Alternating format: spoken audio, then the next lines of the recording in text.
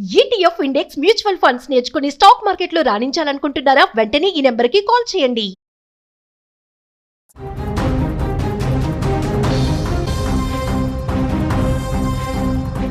America అధ్యక్షుడికి గండం తప్పడం లేదా?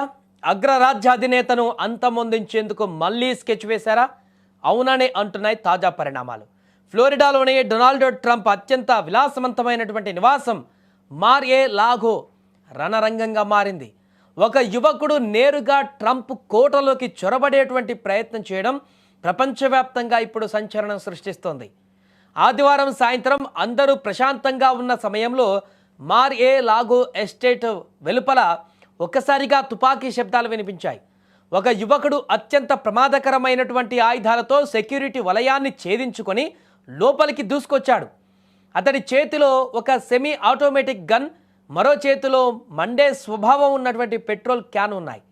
అంటే కేవలం కాల్పులు జరపడమే కాదు, ఏకంగా ఎస్టేట్ను తగలబెట్టేందుకు లేదా పేల్చివేసేందుకు అతను ప్లాన్ చేశాడని స్పష్టమవుతుంది.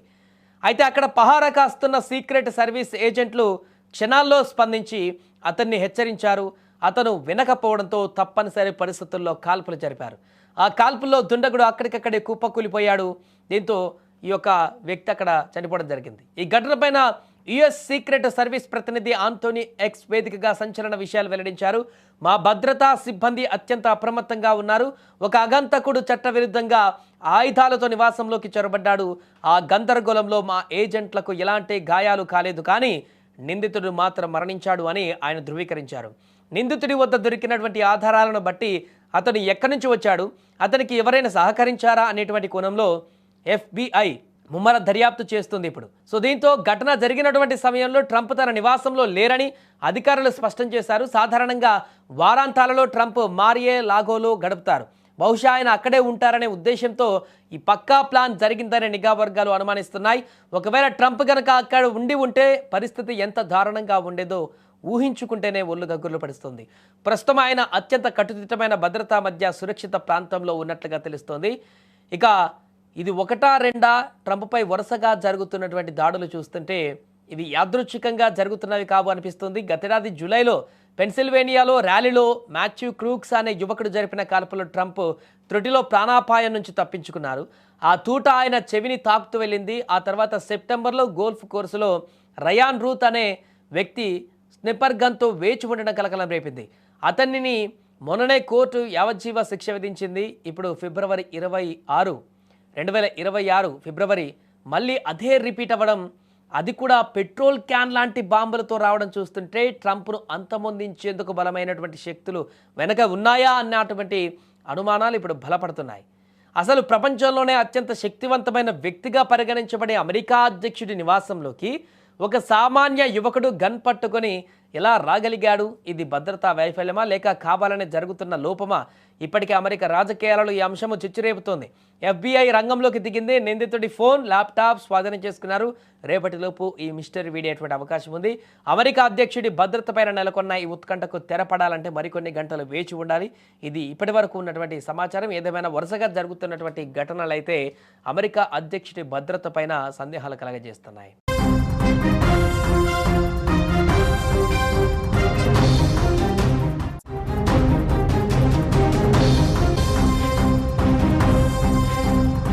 అమెరికా అధ్యక్షుడికి గండం తప్పడం లేదా?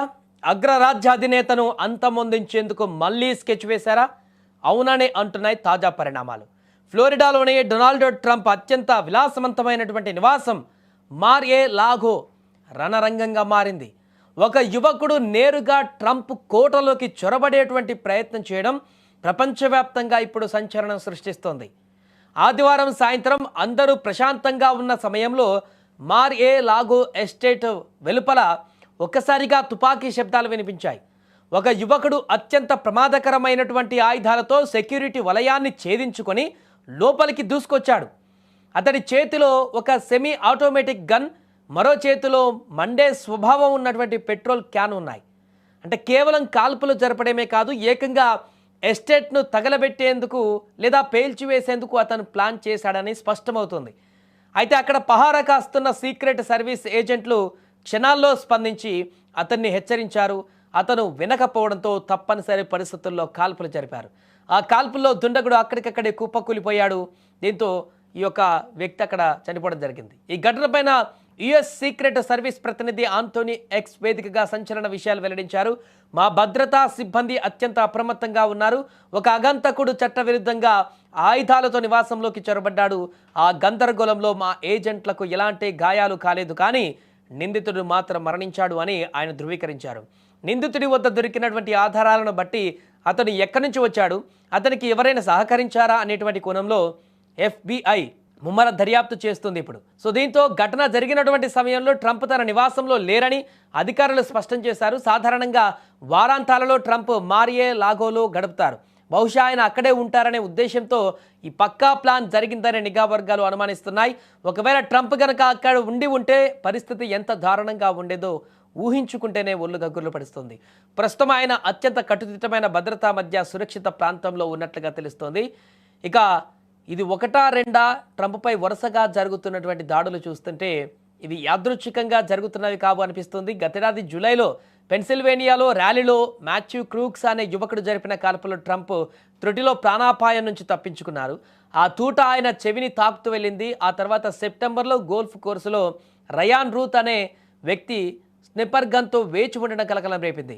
అతనిని మొన్ననే కోర్టు యావజ్జీవ శిక్ష విధించింది. ఇప్పుడు ఫిబ్రవరి 2026 ఫిబ్రవరి మళ్ళీ అదే రిపీట్ అవ్వడం, అది కూడా పెట్రోల్ క్యాన్ లాంటి బాంబులతో రావడం చూస్తుంటే ట్రంప్ను అంతమొందించేందుకు బలమైనటువంటి శక్తులు వెనక ఉన్నాయా అన్నటువంటి అనుమానాలు ఇప్పుడు బలపడుతున్నాయి.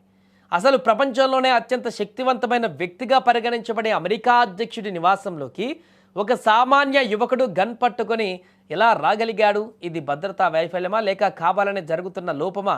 ఇప్పటికే అమెరికా రాజకీయాలలో ఈ అంశము చిచ్చురేపుతోంది. FBI రంగంలోకి దిగింది. నిందితుడి ఫోన్, ల్యాప్టాప్ స్వాధీనం చేసుకున్నారు. రేపటిలోపు ఈ మిస్టరీ వీడేటువంటి అవకాశం ఉంది. అమెరికా అధ్యక్షుడి భద్రత పైన నెలకొన్న ఈ ఉత్కంఠకు తెరపడాలంటే మరికొన్ని గంటలు వేచి ఉండాలి.